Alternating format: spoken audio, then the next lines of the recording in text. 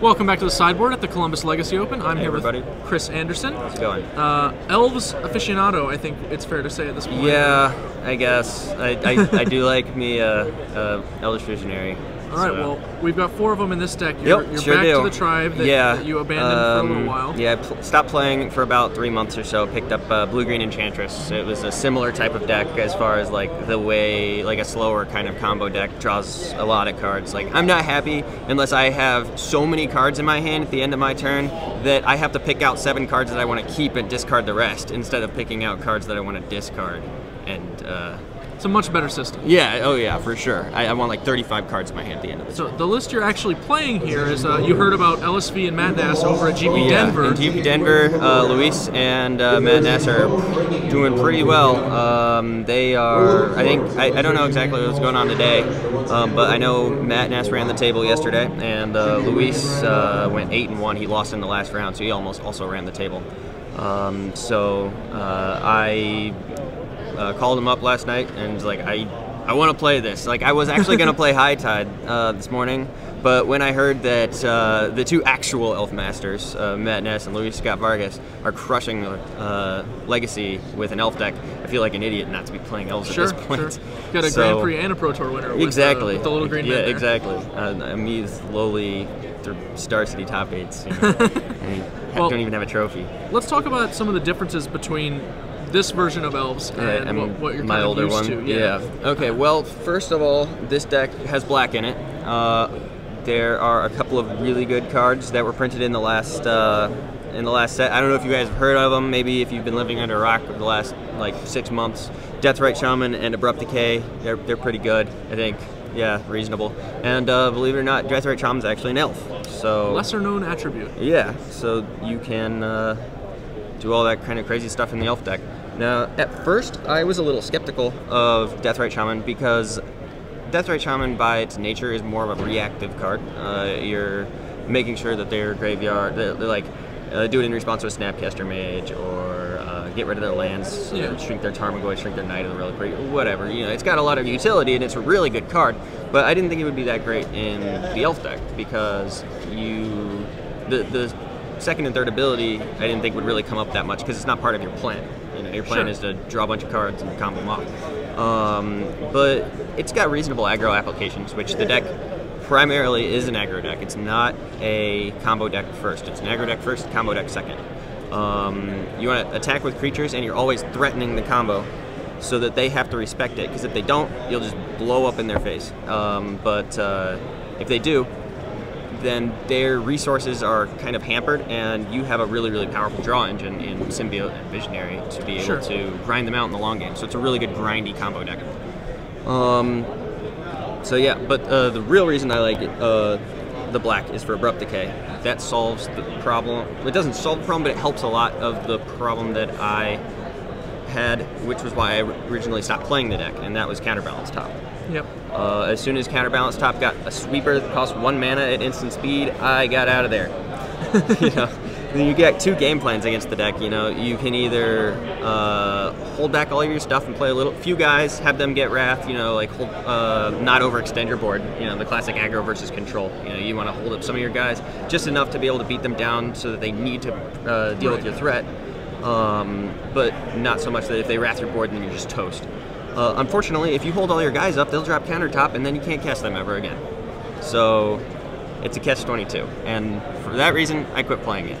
But now the bug decks are kind of moving in where the blue-white countertop had been. It's on the decline. I'm not seeing very much of it here today, and I haven't really seen very much of it over the last couple of weeks either, which is really good for me because that means I get to play Elves again. So yeah, we got black in the deck.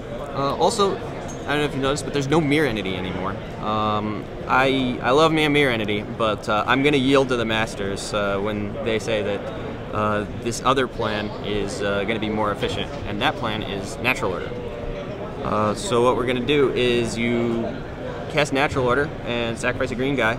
There are a few. Yeah, there's a couple. Yeah, I think it might have the least problem sacrificing green guys in any deck in the format, as far as Natural Order decks are concerned. And that lets us obviously get our old friend Regal Force draw like it's usually about 3 or 4 cards when you natural order into a Regal Force. Okay. Which for 4 mana, 5/5 plus draw 3 is pretty darn good. I don't care what. Yeah, I don't care what format you're playing. Yeah. But the new tool that actually lets you win the game is Crater Hoof Behemoth. And Crater Hoof Behemoth, you cast natural order and you've got like 3 guys that can attack. Okay, Crater Hoof comes in, you got a 9/9 trample, and you got, 3 5/5 tramples? That's Sure. usually good enough to beat anybody. Also, when you just straight up go off, since the Crater Hoof Behemoth gives trample, all you need is the Crater Hoof Behemoth. You could literally have no other elves that aren't summoning sick in play. Just drop the Behemoth in play, give it plus like 22 plus 22, because you'll have your entire deck on the board, and bash them for 27 trample damage, and that's the game usually. A lot better than the Emrakul, which people were using. Right. Oh yeah, much better than Emrakul. Yeah. So yeah, only down to 2 Llanowar elves, and that also means there's just less forests in the deck, because those forests were the ones that had to get cut for the more fetch lands. Pendle Haven's also gone. So you're just down to 1 forest, 2 bayous, 1 savanna, and the 1 Dryad Arbor. That's just 5 fetchable lands for 10 forests. That's kind of... It's a little. It's a little light, but it's aggressive. You do what you can. For sure. We also added another cradle in. I don't know. That might just be correct. Period. I might have just been wrong on the number of cradles. Luis and Matt actually have 4 cradles in their deck, but I was like, come on, Luis, please just let me play a cradle or crop rotation over one of those cradles. I'm just gonna get 2 double cradle all tournament long. I'm gonna want to kill myself. And I also really like crop rotation when you only got 1 basic forest and 3 dual lands, because they're pretty good at protecting you from wasteland. And speaking of wasteland and few amount of forests, most of which are duals, we have 4 Quirion Rangers now. I think that's a necessity considering how many, the small number of forests that you have. If you get your 1 land wastelanded, Quirion Ranger is really good at protecting your dual lands. On the downside, it's obviously like not quite as good with a Deathrite Shaman as a Llanowar elf, generally speaking, right? Since you not need necessarily. The fetches. Sometimes later in the game, when you're grinding them out, you can actually get them use with one of their life second or third abilities. Yeah, Okay. hit them for 2, untap it, hit them for 2. So the deck's sort of trading in a little bit of the opportunity cost of those early explosions, but you get a lot more late game with the Deathrite Shaman, especially attacking over several turns. Yes, however, it got a different type of explosion involving natural order. You could just have like a natural order draw, just go turn 3, natural order, Crater Hoof, attack you for like 25. I also really like the deck being able to just hard cast a Crater Hoof as opposed to Emrakul, which hard is way casting harder to and cast. Green Sun's anything for it. Yeah. Like a lot of times the game plan in combo elves is just you make a bunch of mana, you don't have that glimpse, but you got those Green Sun Zeniths, and those Green Sun Zeniths let you get Regal Force. Well, now they also let you get Crater Hoof Behemoth, so maybe you could just straight up win the game instead of drawing a bunch of cards, whichever the situation calls for. Sure. So let's see. I think that about wraps up the main deck. Sounds good. Let's move over to the sideboard. We'll just talk a little bit about the bullets and the Cabal therapies, which are a real interesting black edition. Are awesome. I'm a little nervous about playing them because I don't actually think the flashback's all that great in combo elves, because you want your elves in play, not in the graveyard. You don't have very many elves that you want to sacrifice. Each one of your creatures is important, especially early. Yeah. Like once you've actually comboed off, sure, it's good. You can like therapy them, and your elves don't actually matter because you got 100 of them. But that's not really what. But those first few elves are pretty important to be able to get to that point where you're glimpsing. Then we've got Thorn of Amethyst. Thorn of Amethyst, that was in the deck before. A little bit less now because you got the therapies too. They're not as important. And they're also not especially ideal together. Right. Let's see, what else? A few bullets. Most of these were in the board beforehand. The Viridian Shaman had been in the main deck for a while, but I went ahead and moved it to the board. I asked Luis about it too. I kind of wanted to run one over either a Quirion Ranger or a Heritage Druid. Okay. He said just play it in the sideboard, you don't really need it game 1. And I think he's right for the most part. The only real artifact you care about is a Jitte from Stoneforge, or Esper Stoneblade, when they have Lingering Souls tokens in play. Otherwise, your Wirewood Symbiote should be able to get most of the work done. Or Quirion Ranger plus Dryad Arbor. So post board, problem artifacts you might have. It's a good can tutor up with Green Sun Zenith. Harmonic Sliver is more or less the same thing as Viridian Shaman. Also destroys enchantments, which is a pretty big deal. I like it a little better than Qasali Pride Mage. Luis and Nasty had a Qasali Pride Mage in their board, simply because if you're playing against Show and Tell and you have this guy in your hand, they can cast Show and Tell, they put Omniscience into play, you put Harmonic Sliver into play, and then this trigger goes on the stack immediately and they can't cast sorceries with their Omniscience.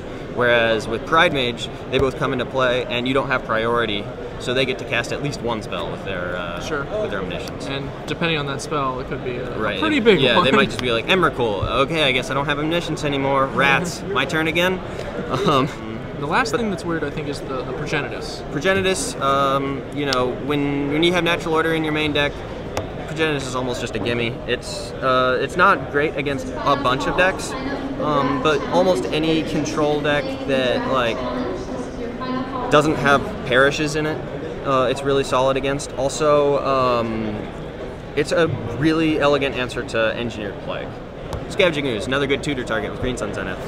Pretty standard. Yeah, you know, sure you've got Deathrite Shamans, but Scavenging Ooze really takes that Graveyard Exile thing into overdrive.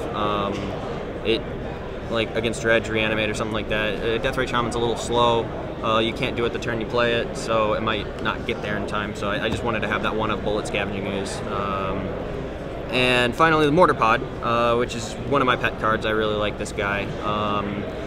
You don't have a real good way to beat a moat once you've comboed off. I guess you can like play or discard all of your sorceries and instants and stuff, and then just start Deathrite Shamaning them. But if they have a follow-up Perish or Wrath effect or something like that, then you just full-blown comboed them off, and you still lose, and that's terrible. Mortar Pod's a good way to actually just finish the game. All right, well, yeah, that's the new Elf deck, and a little different from the list you got from LSU, but very close. Yep, I'm enjoying myself so far. I'm 3-1. I made a mistake against Show and Tell last round, so I don't know if I would have pulled out the match, but I definitely would have been in a better spot. And so yeah, I'm liking it so far quite a bit. All right, well, round 5 is looming, so I'll go ahead and let you get to it. Thanks for joining us. Thanks so much.